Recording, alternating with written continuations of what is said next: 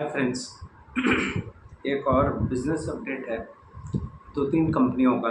तो इन business updates को ज़रूर देख लें, क्योंकि होता क्या है, क्योंकि जब इस तरीके के बिज़नेस अपडेट आते हैं और ओवरऑल सेंटिमेंट्स ऐसे होते हैं कि लगता है कि अपॉर्चुनिटी बेहतर है, तो इन्वेस्टमेंट का सही समय इन बिज़नेस अपडेट के बाद शुरू हो जाता है। बहुत सारे लोग ऐसे समय में जाके स्टॉक्स में पैसा डालते हैं, तो इसलिए बिज़नेस अपडेट्स को भी देखना बहुत ज़रूरी है। तो आज हम 3 कंपनियाँ डिस्कस करने वाले हैं। पीएन गाडगिल, जो कि एक ज्वेलरी सेक्टर से कंपनी है, और उसके बाद एक कंपनी है टाटा मोटर्स। तो आप ये जानते हैं कि मैं टाटा मोटर्स पे मैंने वीडियो बनाई है, तो उसका भी हर मंथ का सेल का फिगर आता है। तो ये क्वार्टरली एंड हो रहा था, सितंबर मंथ के उनके सेल के फिगर्स आए, उनको भी डिस्कस करेंगे और डिटेल में डिस्कस करेंगे उसको। और साथ ही साथ एक और कंपनी है पीसी ज्वेलर्स, जो भी ज्वेलरी सेक्टर में है, तो मैं उसको भी कवर करूँगा इस वीडियो में। तो सबसे पहले बात कर लेते हैं पीएन गाडगिल की।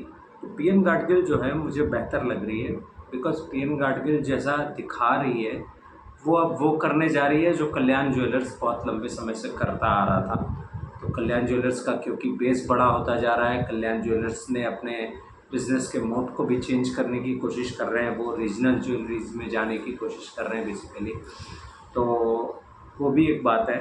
तो इसलिए संभावना ये लग रही है कि पीएन गाडगिल जो है वो अब वो जगह ले रहा है जो जगह शायद वो वैक्यूम खाली हुआ है जो कल्याण ज्वेलर्स से रह गया था। तो पीएन गाडगिल बहुत ही एक्सटेंसिवली आगे बढ़ रहे हैं। बेसिकली अब वो महाराष्ट्र से बाहर निकल रहे हैं और दूसरे राज्यों में जा रहे हैं।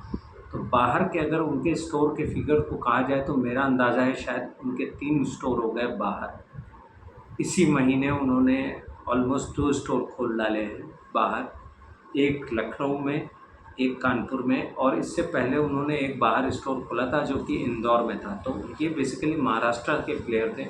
महाराष्ट्र में इनके सबसे ज़्यादा स्टोर्स थे। अब इनका स्टोर काउंट जो है वो 64 पे पहुंच गया है। यस, 64 पे पहुंच गया है। तो 64 स्टोर्स हो गए हैं इनको सिर्फ लेकर, और ये फोको मॉडल का अप्लाई कर रहे हैं बेसिकली कानपुर और इंदौर और जो लखनऊ में इन्होंने शोरूम्स खोले हैं। तो बेसिकली अब आप ये समझें कि नॉर्थ की तरफ और सेंट्रल इंडिया की तरफ फोकस इनका ज़्यादा दिख रहा है मुझे। वहाँ से इनको सेल आती हुई दिखेगी। तो एक्सपेक्टेशंस है कि वहाँ ये बेहतर करेंगे और आगे भी अपडेट देंगे कि कैसे क्या करेंगे। तो बेसिकली इनका जो सेल आया है, सेल का फिगर बहुत ही ज़बरदस्त आया है। 618 करोड़ का सेल था इनके इस क्वार्टर में, जो कि 65% का ग्रोथ है पिछले साल से। पिछले साल सेम क्वार्टर 65% का ग्रोथ आ रहा है सेल का। वैल्यू एप्रिसिएशन भी हो रहा है गोल्ड का, गोल्ड की वैल्यूएशन भी बढ़ रही है, उसका भी फ़ायदा मिल रहा है कंपनी को। तो उसका इम्पैक्ट जो है वो वैल्यू और वॉल्यूम दोनों पे दिख रहा है। इस वजह से ये नंबर बहुत हाईलाइटेड हो जाता है।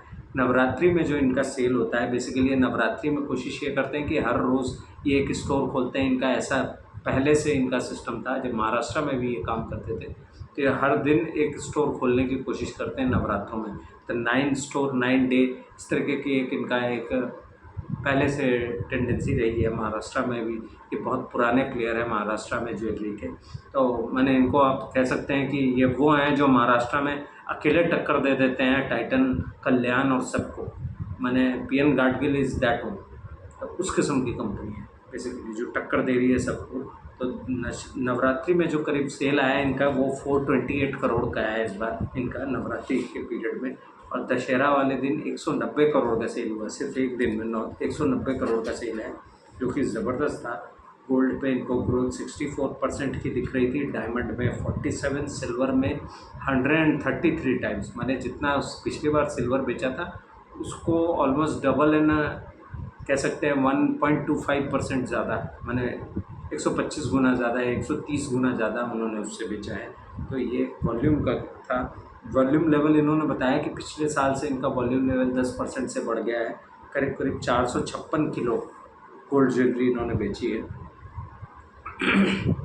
और इन्होंने 6 एक्सक्लूसिव शोरूम खोले हैं इस क्वार्टर में, और 4 लाइफस्टाइल जो शॉप इन शॉप है वो खोले हैं। तो टोटल 10 स्टोर इन्होंने खोले हैं इस पूरे क्वार्टर में, और टोटल अब स्टोर काउंट इनका 64 पे खड़ा है।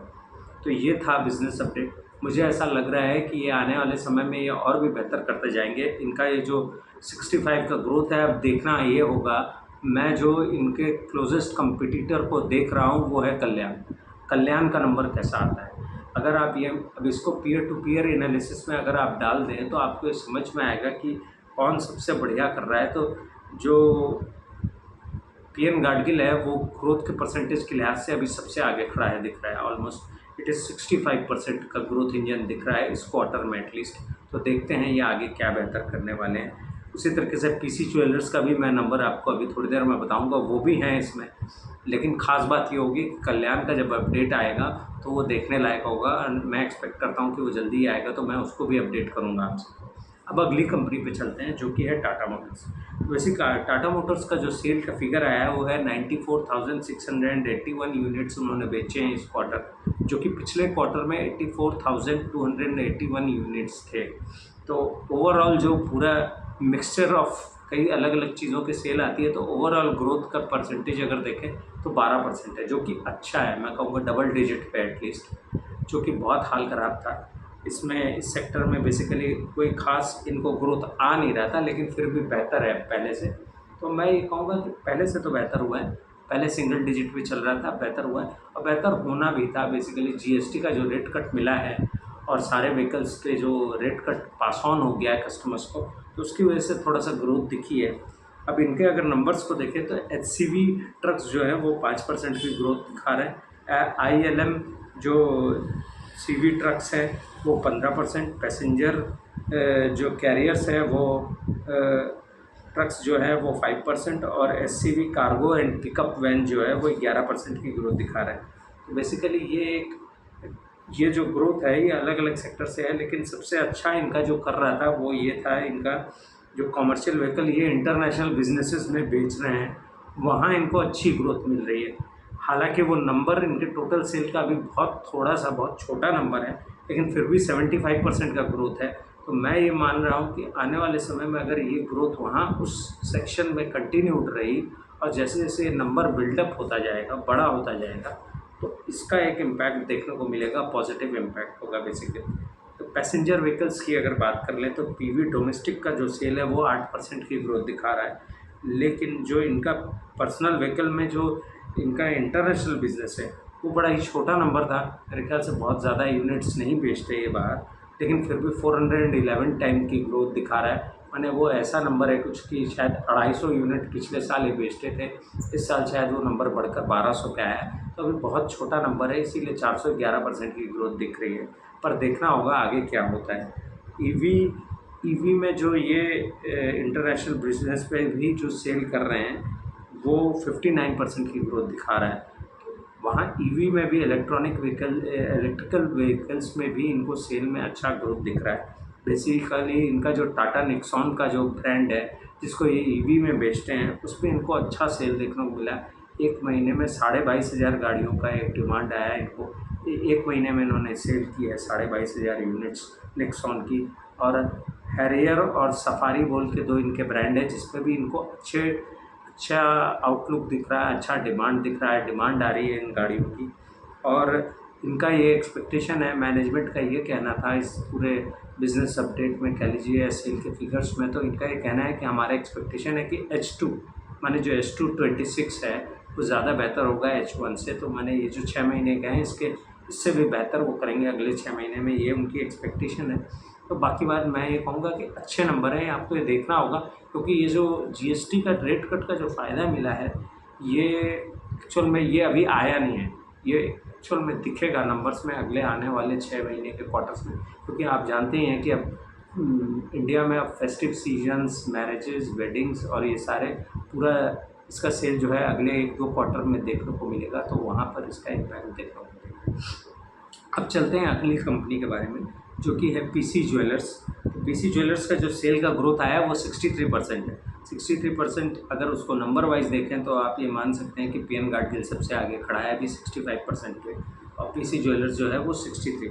हालांकि दोनों का कंपैरिजन नहीं करना उचित बनेगा, क्योंकि दोनों अलग अलग साइज़ की कंपनियां हैं, अलग अलग प्रॉब्लम्स में हैं। पीसी ज्वेलर्स बहुत ख़राब कर रही थी, अगर आप पिछले 2 साल 3 साल का देखें तो उनका डेट कंटिन्यूसली बढ़ रहा था। पीसी ज्वेलर्स एक टर्न अराउंड स्टोरी है, और अगर आप प्राइस एक्शन देखेंगे, दोनों शेयर के प्राइसेस को देखेंगे तो आपको समझ में आ जाएगा कि प्राइस एक्शन बता देता है बहुत कुछ ये ऑन द ओवरऑल लेवल, क्योंकि कोई अगर शेयर सस्ता है तो इसका मतलब वो कंपनी अच्छा नहीं कर रही है। मैं बहुत एक जेनेरिक बात है, लेकिन मैं यहाँ पर अपने डेटा को बैक करते हुए ये बात यहाँ कह रहा हूँ, तो मैं बहुत ही रिस्पॉन्सिबल होकर इस बात को कह रहा हूँ कि पीसी ज्वेलर्स में बहुत सारी प्रॉब्लम्स चल रही थी, तो वो वहाँ से टर्न अराउंड स्टोरी खड़ी कर रहे हैं, वो अपना डेट ख़त्म कर रहे हैं। तो उस पर मैं आपको ये बता दूं कि इनका जो 63% का सेल का ग्रोथ है रेवेन्यू का, कोई फिगर उन्होंने नहीं कोट किया है उसमें, बस ये बताया कि उनको सेल में 63% की ग्रोथ दिखी है। डेट जो है उन्होंने इस क्वार्टर 23% से रिड्यूस किया है, जो डेट था उसका 23% उन्होंने इस क्वार्टर कम किया है।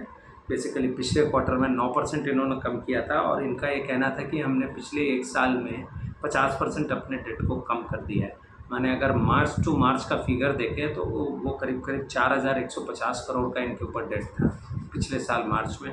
इस साल वो 2151 करोड़ है, तो ऑलमोस्ट 2000 करोड़ का उन्होंने डेट चुका दिया है। और इनका इस क्वार्टर में भी एक्सपेक्टेशन है कि वो करीब करीब इस क्वार्टर में अब तक 2 क्वार्टर में 31% चुका चुके हैं। तो एक्सपेक्टेशन यही है कि ये 2151 करोड़ में भी 31% वो घटा चुके हैं इसको। बाकी जो बचा हुआ है वो भी इसको फीस ऑफ करना चाहते हैं। वो ये कहना चाह रहे हैं कि हम इस साल के अंत तक Q4 26, जो कि एक उनका स्ट्रॉन्ग गाइडेंस है कि 2026 के Q4 तक वो डेट फ्री हो जाएंगे। तो माने 2151 करोड़ का जो डेट है दिख रहा है बुक्स में मार्च के बेसिस पे, वो बिल्कुल ज़ीरो हो जाएगा। तो ये बताता है कि कंपनी एक टर्न अराउंड स्टोरी पे खड़ी है, वो कुछ अलग कर रहे हैं, वो कुछ बहुत ही ज़बरदस्त करने जा रहे हैं। आपको ये दिखेगा कि ये कंपनी जो है वो आगे रेस में आगे आती है कि नहीं। अब इनका कंपैरिजन, जो कंपैरिजन अगर पीयर कंपैरिजन यहाँ मैं सीधे सीधे करूँ तो पीएन गाडगिल, कल्याण ज्वेलर्स और पीसी ज्वेलर्स, ये सारे जो हैं लाइनअप हो रखे हैं एक साथ, एक के बाद एक। तो अब देखना होगा, अभी कल्याण का फिगर नहीं आया है। मैं ये कहूँगा कल्याण को अंडरमाइन नहीं करके चलिए, पहले फिगर और बिजनेस अपडेट देख लीजिए उसका भी, क्योंकि लेकिन देखकर अभी ये लग रहा है कि मैं भी शायद पीएन गाडगिल सबसे आगे खड़ा है 65 के हिसाब से। अभी के बेसिस पे 65% पीएन गाडगिल, पीसी ज्वेलर्स 63%। कल्याण के अपडेट का हम वेट करेंगे। इन्होंने एक शोरूम भी खोला पीसी ज्वेलर्स ने, बेसिकली इन्होंने फोको मॉडल का एक शोरूम खोला है बेसिकली प्रीतमपुरा दिल्ली में। तो ये इनका स्टोर काउंट कितना हुआ वो अभी नहीं डिटेल था, तो मैं उसको भी देखने की कोशिश करूँगा। बहरहाल ये था अपडेट। बेसिकली कोई बाई सेल की रिकमेंडेशन नहीं है, ये सारे बिजनेस अपडेट्स हैं। हमको बिजनेस अपडेट्स में अगर कोई नेगेटिविटी ना दिख रही हो तो इसके बेसिस पे हमें आगे अपना डिसीजन लेना चाहिए, पर आपका एनालिसिस आपका होना चाहिए। कोई बाई सेल की रिकमेंडेशन मैं नहीं कर रहा हूँ यहाँ पे। मैं सिर्फ उन बिजनेसेस के बारे में बिजनेस अपडेट देने की कोशिश कर रहा हूँ कि इससे क्या होता है, एक अंडरस्टैंडिंग होती है कि बिज़नेस किस तरफ जा रहा है। जो हम सोचकर चल रहे हैं क्वार्टर रिजल्ट के बाद दूसरे क्वार्टर के रिजल्ट के वेटिंग में कि बिज़नेस ये कर रहा है, तो अगर बिज़नेस उसी दिशा में चल रहा है तो फिर हमारा बनता है सिचुएशन इस चीज़ को सही तरीके से देखने का। तो मेरा ये मानना है कि ऐसे बिजनेस अपडेट के लिए वेट करिए, लेकिन एक्चुअल पिक्चर जो क्लियर होगी वो जब क्वार्टर के रिजल्ट्स आएंगे और जो कॉन कॉल होगा उस पर कंपनी क्या गाइडेंस दे रही है, क्या आगे का आउटलुक दे रही है, वो देखना बहुत इम्पोर्टेंट होगा। Thank you so much.